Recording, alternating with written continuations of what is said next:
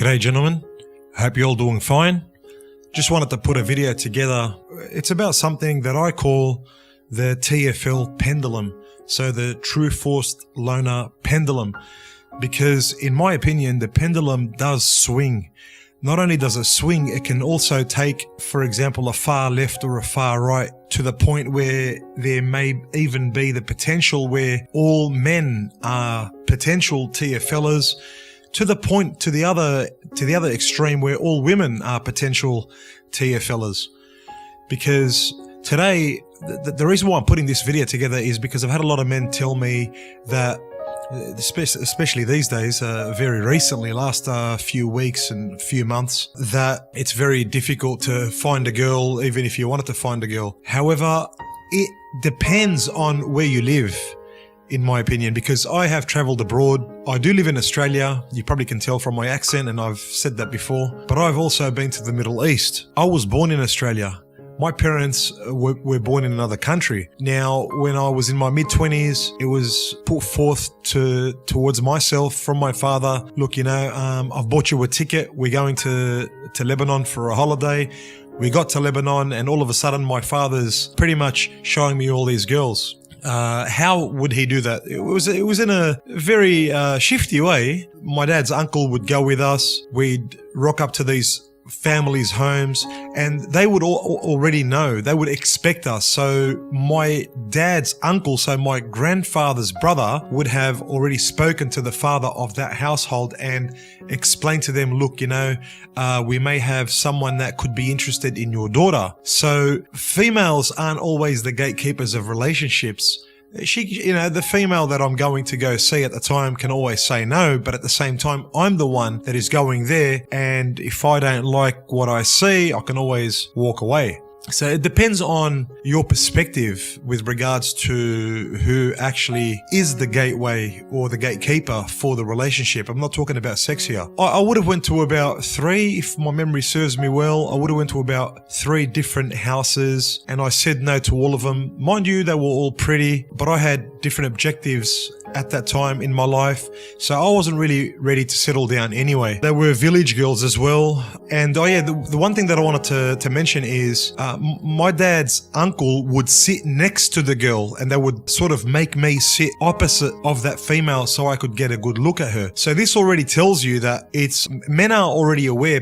Men and females are aware that men go for what they see. So if they're sexually aroused or if they're sexually interested, they will pretty much go for that. On the other hand, here they are, these people that are living in the Middle East. They're obviously living in an androcentric environment, androcentric society. So the men in these environments have more weight. But in saying that, I knew that if I picked any one of these 3 females, I knew that these females would say yes. There is no way on earth that they would say no anyway. The reason being is because of the fact that I come from Australia, and these people are living in a third world country. So I've got resources. Obviously I'm a male, so I'm already utility as it is. I live in a country that is more modernized. For a female, they're always going to be pursuing these kind of environments, especially knowing that they're gynocentric environments, because believe me, these females know the law that is applied in the Western countries a lot better than what many may think. They know the law, believe it or not, better than a lot of males that live in the Western country.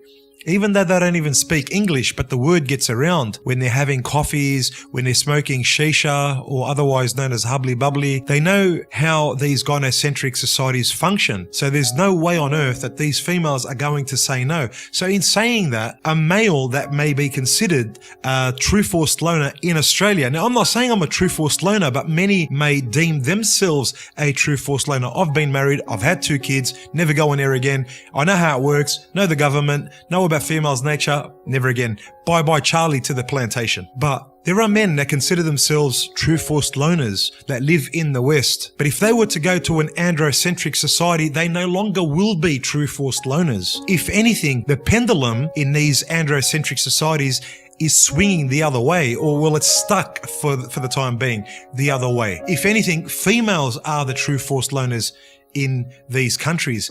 But then to add to that, you have in most of these Middle Eastern countries, and I know that there is androcentric societies in Asia and in Africa, but right now this specific point that I'm going to make applies primarily to Middle Eastern countries due to the fact that these Middle Eastern countries, the dominant religion is Islam. You see, males in these countries are allowed up to 4 females. They can get married to up to 4 females. Now, when you think about that critically, who is doing who a favor? Is it the females that are doing a favor to the male?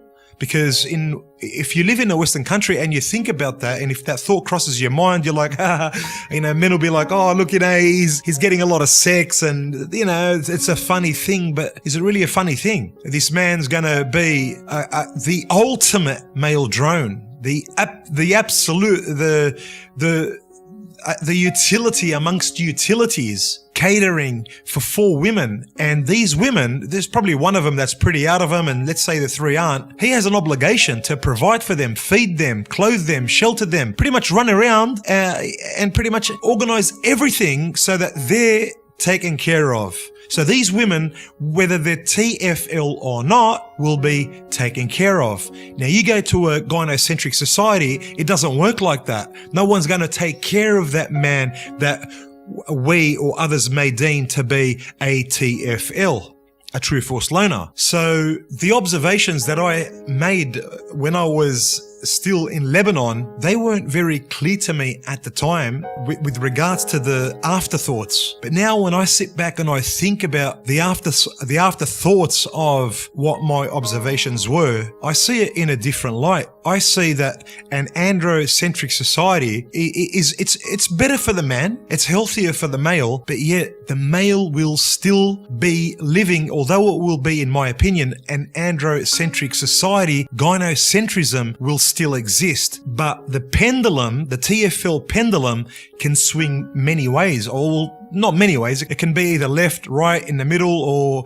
in between somewhere, between the middle and left or right. And another point that I wanted to make is that when you think about it deeply, you start thinking to yourself, if government was to pedestalize, and I know they already do pedestalize and serve females, pretty much prostrate to females in the West. They're getting males brainwashed via media, via legislation, bending over backwards for females. And as we know that females have no agency, they're pretty much like adult children. You'll notice that more men fall into the category of T.F.L. If government was to turn on the tap even furthermore and pretty much completely diminish the rights of men, even though men pretty much have no rights, but if they were to worsen it, if the situation was to worsen for men, let's say tenfold, this would also mean that there is a potential for all men to become T.F.L, true force loners, due to the fact that females don't need any male utility anymore because they have the government looking after them. Ultimately, men pursue females because of sexuality. Men are interested in females because of they want to pass on their seed. They're after an attractive female and other elements as such, whilst females are pretty much pursuing what is best for their nest. So there you have it. I thought I'd put that out there. I've just been thinking about that for the last few days. Once again, guys,